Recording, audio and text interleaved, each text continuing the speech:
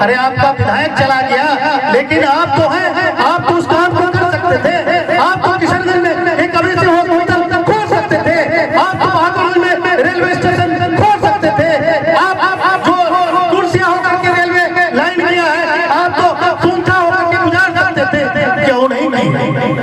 वो कुछ नहीं करेंगे, सिर्फ हमारे बीच दरार पैदा कर, हमें दिग्भ्रमित कर हमारे वोट को बांटने का काम करेंगे। इसलिए मैं जितने भी कोचा धामन के भाई इस परिचर्चा में आया है, दिमाग बना लीजिए कि ये बी टीम जो हमें कमजोर करने के लिए अभी आया है। आपके साथ दो सवाल है। एक है कि आप सीमांचल को बचाना चाहते हैं, आप इस्लाम को बचाना चाहते हैं, आप देश को बचाना चाहते हैं, तो फिर ये होकर आप लालटेन छाप को वोट दीजिए, तेज यादव को मुख्यमंत्री बनाइए।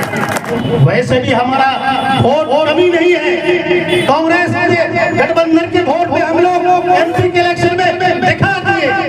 अवैध चला गया जो कहता था कि हम 2 लाख से जीतेंगे, 3 लाख से जीतेंगे, लेकिन तीसरे नंबर पे यहाँ लोकसभा इलेक्शन में रहने का काम हम लोग और इसमें भी तीसरा नंबर नहीं, उसको 5 नंबर में रखेंगे इंशाअल्लाह।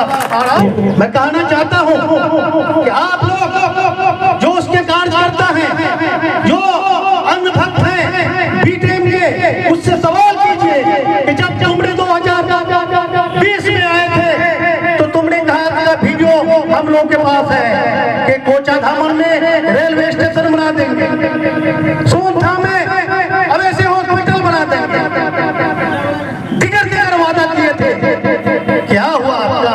अरे आपका विधायक चला गया, लेकिन आप तो हैं, आप तो उस काम को कर सकते थे। आप तो किशनगंज में एक अवैध हॉस्पिटल खोल सकते थे, आप तो बहादुरगंज में रेलवे स्टेशन खोल सकते थे, आप जो कुर्सियां होकर के रेलवे लाइन किया है, आप तो सूंठा होकर के गुजार सकते थे। क्यों नहीं? वो कुछ नहीं करेंगे, सिर्फ हमारे बीच दरार पैदा कर, हमें दिग्भ्रमित कर हमारे वोट को बांटने का काम करेंगे। इसलिए मैं जितने भी कोचा धामन के भाई इस परिचर्चा में आया है, दिमाग बना लीजिए कि ये बी टीम जो हमें कमजोर करने के लिए अभी आया है। आपके साथ दो सवाल है। एक है कि आप सीमांचल को बचाना चाहते हैं, आप इस्लाम को बचाना चाहते हैं, आप देश को बचाना चाहते हैं, तो फिर ये होकर आप लालटेन छाप को वोट दीजिए, तेज यादव को मुख्यमंत्री बनाइए। अन्यथा आपके सामने कोई विकल्प नहीं है, होना पड़ेगा।